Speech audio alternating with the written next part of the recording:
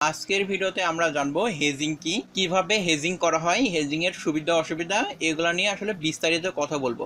আপনি যদি হেজিং সম্পর্কে না জেনে থাকেন তাহলে অবশ্যই এই ভিডিওটা আপনার জন্য। তো সম্পূর্ণ ভিডিওটা মনোযোগ সহকারে দেখবেন, তাহলে হেজিং সম্পর্কে আপনি বিস্তারিত জানতে পারবেন। তো চলুন ভিডিও শুরু করা যাক। প্রথমেই আমি বলে নিই, আপনি যদি ফরেক্স মার্কেটে ট্রেড করে থাকেন, ট্রেড করার পরে আপনি যে কোনো ট্রেডিং সিস্টেম যেভাবেই ট্রেড করেন না কেন, আপনি যদি মাস শেষে বা সপ্তাহ শেষে প্রফিট করে সেই প্রফিট ধরে রাখতে পারেন, তারপরে সেই প্রফিটটা যদি উইথড্র করতে পারেন নিয়মিত, তাহলে আপনি সফল ট্রেডার। এখন আপনি ফরেক্স মার্কেটে যেভাবে প্রফিট করেন না কেন আর যে যত কথাই বলুক না কেন, আপনি যেভাবে ট্রেড করছেন ওইভাবেই ঠিক, কারণ আপনি প্রফিট করতেছেন, প্রফিট ধরে রাখতে পারতেছেন, সেই প্রফিটটা উইথড্র করে নিতে পারতেছেন, তাহলে আপনি সফল ট্রেডার। এখন আপনি হেজিং করে প্রফিট করেন, আর ইন্ডিকেটর দিয়ে প্রফিট করেন, প্রাইস অ্যাকশন দিয়ে ট্রেড করে প্রফিট করেন, নিউজ ট্রেডিং করেন, যেভাবেই করেন না কেন, তবে একটা ব্যাপার মাথায় রাখবেন, সেটা হলো আপনি যদি খুব বেশি রিস্ক নিয়ে ফরেক্স মার্কেটে ট্রেড করেন, আপনি সাময়িক প্রফিট করলেও একসময় আপনার অ্যাকাউন্টটা জিরো হয়ে যাবে। তো হেজিং সম্পর্কে ভিডিও করার আগে এতগুলা কথা কেন বললাম, কারণ হেজিং করে অনেকেই তাদের অ্যাকাউন্ট ব্যালেন্স জিরো করে ফেলছে, আবার খুবই কম সংখ্যক লোক আছে যারা হেজিং করে প্রফিট করছে। এবার আসলে হেজিং কাকে বলে? আপনি একই পেয়ারে সেম লটে বাই এবং সেল ট্রেড ওপেন করাকে হেজিং বলে। তাহলে আপনি ধরুন ইউরো ইউএসডি পেয়ার আছে, ইউরো ইউএসডি পেয়ারে আপনি 10 সেন্টে একটা বাই ট্রেড ওপেন করলেন, 10 সেন্টে একটা সেল ট্রেড ওপেন করলেন, তাহলে এই ট্রেডটা হয়ে গেল হেজিং ট্রেড। ধরুন আমি এখানে একটা ডেমো অ্যাকাউন্ট ওপেন করে রাখছি, ডেমো অ্যাকাউন্টে আমি একটা বাই সেল ট্রেড ওপেন করলাম 10 সেন্টে, আবার একটা সেল ট্রেড ওপেন করলাম 10 সেন্ট। এতে কি হচ্ছে, আমার একটা বাই ট্রেড আছে 10 সেন্টে, একটা সেল ট্রেড আছে 10 সেন্টে। এখানে দেখেন $2.30। এখন মার্কেট কিন্তু ওঠানামা করছে, এখানেও দেখা যাচ্ছে এখানে লাভ লস হচ্ছে, কিন্তু আমার ইকুইলিটি বা টোটাল লসের পরিমাণ এটা কিন্তু আর বাড়তেছে না, এটা ফিক্সড হয়ে গেছে। তাহলে কি হলো, এটা একটা হেজ হয়ে গেল। কেন করে আসলে মানুষ হেজিং? হেজিং আসলে অনেকগুলা কারণে করে, তার মধ্যে সবচাইতে বেশি পপুলার যে কারণ, সেই কারণটা হলো সে কোনো কারণে বাই ট্রেড মারছে বা সেল ট্রেড মারছে। এই সেল ট্রেড মারার কারণে আমি আরো কয়েকটা মারি, এখন মার্কেট যেই উঠতে শুরু করছে তখন তার অনেক বেশি লস হওয়া শুরু করে দিছে, তার ইকুইলিটি অনেক কমে গেছে, যে কোনো টাইমে মার্জিন কল খাইয়ে অ্যাকাউন্ট জিরো হয়ে যেতে পারে। তখন কি করে, এই যে অ্যাকাউন্ট জিরো হওয়া থেকে বাঁচতে হেজিং করে থাকে। এটা বাই ট্রেড আমি মারলাম আর তিনটা, ট্রেডটা হেজ হয়ে গেল। এই 10 সেন্টে বাই ট্রেড, 10 সেন্টে সেল ট্রেড, তাহলে এখানে হেজিং হয়ে গেল। এখন যদি মার্কেট অনেক পুড়ে বা নিচে নামে তো কোনো লস হচ্ছে না, আমার ব্যালেন্সটা ফিক্সড হয়ে গেল। এই একটা কারণে হেজিং করা হয়। আরো একটা কারণে হেজিং করা হয়, আপনি অনেকগুলা ট্রেড ওপেন করে ফেলছেন কিংবা কোনো ভুল ট্রেড ওপেন করে ফেলছেন, যে কারণে হোক মার্কেটে এখন আপনি মার্কেটের কন্ডিশন বুঝতে পারতেছেন না, এবং আপনি যেই রানিং ট্রেডটা করে রাখছেন সেই রানিং ট্রেডের ব্যাপারেও ডিসিশন নিতে পারতেছেন না, সেক্ষেত্রে অনেকে হেজিং করে ফেলে। এই ট্রেডগুলো আমি বন্ধ করে দিয়ে দেখা দিচ্ছি।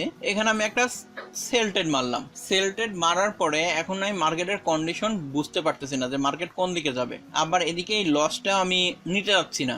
যখন আমি মার্কেটের ডিসিশন নিতে পারতেছি না, তখন আপনি যদি এই সেম লটে হেজিং করে রাখেন যে এখন মার্কেটে বাইরে যাবে না সেলে যাবে, এটা যেহেতু আমি বুঝতে পারতেছি না এবং এই লসটাও নিতে যাচ্ছি না, কিংবা এই গ্যাপটা, এখানে যে প্রাইসের গ্যাপটা দেখতে পাচ্ছেন এটা অনেক, মানে সেল ট্রেড করলাম, মার্কেট আরো উঠে গেল, আরো উঠতে পারে কিনা কিংবা আরো কত দূর উঠে যাবে এটা আপনি বুঝতে পারতেছেন না, তখন আর একটা বাইটেড মেরে এই হেজিং করে রেখে দেওয়া হয়। যখন আপনি বুঝে গেলেন যে মার্কেট অনেকখানি মুভ করে গেছে, মুভ করে যাওয়ার পরে এখন মার্কেট নিচের দিকে নামবে, তখন আপনি কুট করে এই বাইটেডটা বন্ধ করে দিলেন।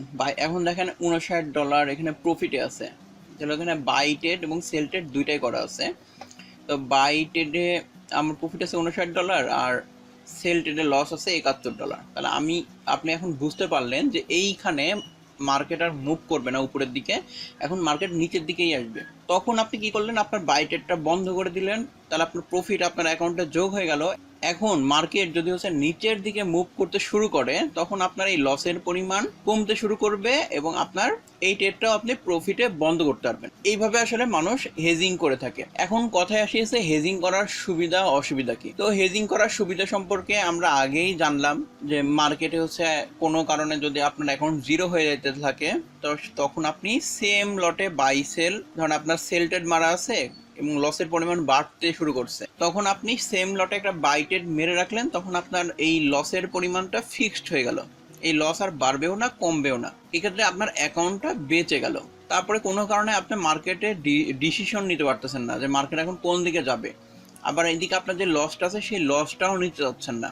সেক্ষেত্রে অনেকে হেজিং করে থাকে। হেজিং করলে কি হলো, তার সেই টাইমে তার লসটা ফিক্সড হয়ে গেল, এখন তার লস বাড়বেও না কমবেও না। যখন সে মার্কেট আবার ভালোভাবে বুঝতে পারবে যে হ্যাঁ এইখান থেকে মার্কেট উঠবে বা নামবে, কনফার্মেশন দিছে, অনেক সময় মার্কেট ক্রিটিক্যাল কন্ডিশনের মধ্যে থাকে, সেই কন্ডিশনের মধ্যে থেকে বের হয়ে আসছে, তখন কি করলো সে এই লসের বা প্রফিটের ট্রেডটা নিয়ে, যে লসের ট্রেড ছিল সেই ট্রেডটা হচ্ছে রান করাতে শুরু করলো এবং মার্কেট নিচের দিকে আসলে প্রফিট হয়ে গেল।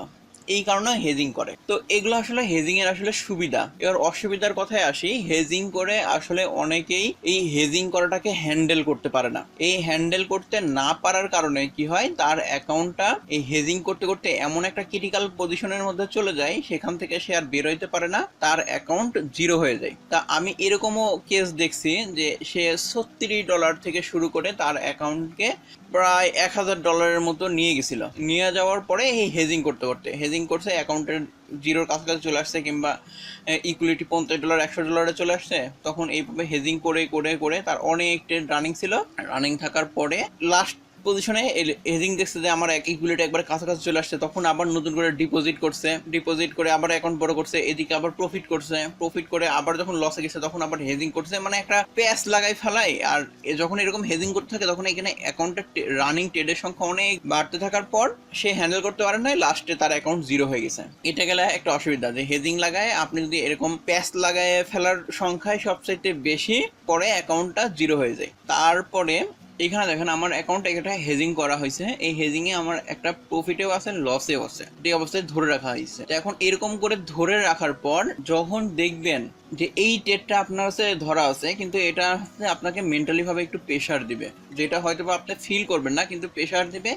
এই যে হেজিং করার ফলে এখানে যে লস শো করবে, এই লসটা আপনার অন্যান্য ট্রেড, মানে নতুন করে যে ট্রেডগুলো করবেন তার উপরে প্রভাব ফেলবে। এই কারণে আপনি যেই স্পিডে যেই ফুল ফোর্সে নতুন ট্রেডগুলো করবেন, সেই দেখবেন যে নতুন ট্রেডগুলো আপনি হেজিং করার কারণে ফুল ফোর্সে ট্রেড করতে পারতেছেন না। এটা একটা খুবই খারাপ ব্যাপার। এটা করার কারণে আপনার নতুন ট্রেডে প্রফিট করার পরিমাণ কমে যাবে অনেক, আপনার লসের পরিমাণই বেশি হতে থাকবে। আসলে হেজিং করা উচিত না। আপনার যদি খুবই প্রয়োজন পড়ে কিংবা খুবই ইমার্জেন্সি হয় তখন হেজিং করতে পারেন, তবে এর রেজাল্ট ম্যাক্সিমাম মানুষের ক্ষেত্রে আসলে ভালো আসে নাই। এই কারণে আপনার স্টপ লস দিয়ে ট্রেড করাই সবচাইতে ভালো। যে কোনো একটা ট্রেড আপনার লসে চলে গেল, সেই ট্রেডটা আপনার আপনার অ্যাকাউন্টের 1% 2% লসে বন্ধ হয়ে গেল, তখন এরপরে যখন আপনি নতুন ট্রেডটা করবেন তখন আপনি খুব ভালোভাবে দেখে শুনে আবার নতুন ট্রেড করতে পারবেন। কিন্তু এই হেজিং আপনি যদি করে রাখেন তাহলে আপনার এটা পেন থাকবে এটা নিয়ে। মানে এই হেজিং করে বেরোয় আসাও আসলে অনেক কঠিন, এটা সবাই পারে না। এবং এবার আসছে আপনি যদি হেজিং করে প্রফিট করতে পারেন, প্রফিট ধরে রাখতে পারেন এবং প্রফিট উইথড্র করতে পারেন, মানে মাস শেষে আপনি যেভাবেই ট্রেড করেন না কেন আপনি হেজিং করে আপনার অ্যাকাউন্টে প্রফিট থাকে, তাহলে আপনি বলবো আপনি হেজিং করে, আপনি হেজিং এর এক্সপার্ট, আপনি হেজিং করে ট্রেড করছেন, আপনি হেজিং করে ট্রেড করেন, কোনো সমস্যা নাই। আজকের ভিডিও ছিল এই পর্যন্ত। আজকের ভিডিওতে আমরা জানলাম হেজিং কি, কিভাবে হেজিং করে, হেজিং করার সুবিধা অসুবিধা এগুলা জানলাম।